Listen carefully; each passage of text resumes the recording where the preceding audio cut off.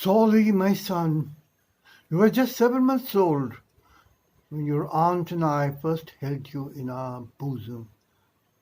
Shefali was then just over 2, and Sanjay 5.5.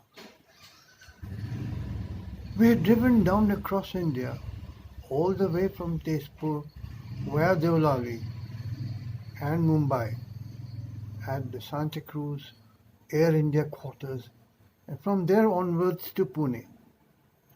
I had driven the last leg from Aurangabad without sleep for a non-stop 36 hours.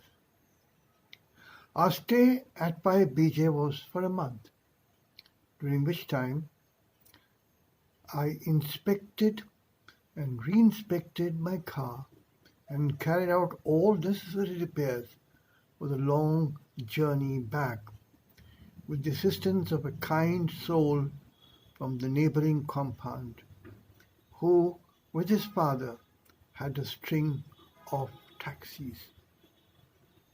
It was mid-November when we were on our way back. Our first stop was to be at Mumbai.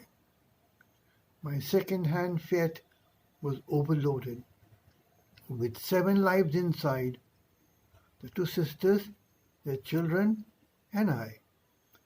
The youngest heart beating was that of the 8 months old Sue. And luggage loaded all around, from the carrier at the top to the dicky at the back. I had made a grievous mistake by overestimating the roadworthiness of my overloaded car, purchased second-hand at Tezpur from a friend who turned out to be a crook. Those days, there was no expressway. The NH4 route had 3 consecutive U-turns, infamously called the Jalebi turn, with the presiding deity at the top. Everyone, including the Muslims, paid obeisance. We didn't. Coming from Mumbai, it was okay, since the ghat from that side had only climbs. But Pune-Mumbai was different. It meant going down and down from the crest of the ghat till the village Khopoli. As a supposedly skilled hill driver, I drove down the Jalebi turn in the 3rd gear, forgetting that my overloaded car was a second-hand one. At the 3rd U-turn, from where the 75-meter stretch ahead had the maximum slope, the gear of my car slipped. I stopped the car and engaged the gear to the first. As I let go of the clutch, the gear slipped again. As I pressed the brake, the pedal remained down. I also couldn't press the clutch. It was jammed. I then knew that the brakes had failed. With an overloaded car with no brakes, freely hurtling down a hill road at a slope of 1 in 10, all of 75 meters of it till the next turn, a 90-degree one, having a vertical hill on the right and a deep valley on the left. With your aunt sitting by my side with Shefali on her lap, and the rest 3 of you on the back seat, I immediately informed the 2 ladies of the situation and told them to hold tight. Solly, your aunt let go of Shefali and loudly exclaimed, "It's finished!" But your mom shouted, "Jesus!" each according to their own way. The Khopoli police sub-inspector later informed me that at that very spot just a week before, an ambassador had gone down with just the same number of passengers as we had, all dead on the spot.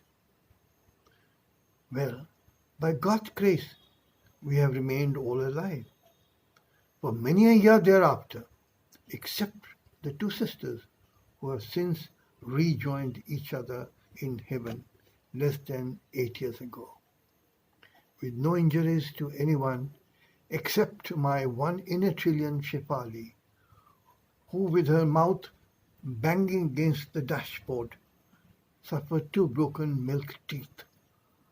We were truly blessed. Who saved us? Obviously, Jesus. Why did he save us? Well, maybe he wanted 3 innocents, two infants and another a very young one, to grow and shine in their own respective lives. How did we get saved? Well, that's a story to be told another day. Suffice to say that when our overhead luggage carrier flew like a flying saucer, I had, among other things, a VIP, the hard type suitcase, in the inside left front corner of which was an earthen statue of Our Lady. On impact with the hillside, the corner of the hard VIP suitcase got dented. But the earthen statue of Our Lady, placed inside at the same corner, remained unscratched. We still have that statue and the suitcase too. I fondly remember the few months we lived side by side in our officers' mess at Delhi Cant, after both Melville and I got posted to Delhi more or less at the same time, and he could not get an Air India accommodation. At my request, my very kind and indulgent CEO made an exception and gave 2 additional rooms in our mess, just next to ours, for my sister-in-law and her family, which now had an addition, your sister, less than 6 months old. You by then were pretty active and a bit naughty too. I can clearly recollect Melville cooking pork in a rice cooker, squatting down on a stool in the corner of one of the 2 rooms. Those were the days when the 2 families were close. Life often shears us apart, and that's exactly what happened till we returned to the pavilion from Lucknow, my hometown, at the insistence of your aunt, only to have me coaching both you and your sister every Sunday when you came to the dhars from your respective boarding houses. Those were fun days. During these years at Pune, I still remember a tall, dark and handsome Solly proudly carrying the cross at the head of the Sunday processional at St. Mary's and at St. Paul's. The tragedy of Kuwait and its immediate aftermath were tragic, but the sharing and caring between the 2 sisters was touching and heartwarming. I still remember the visits to Dapodi with your aunt and the kids carrying cooked food. Like once again made us drift apart. Life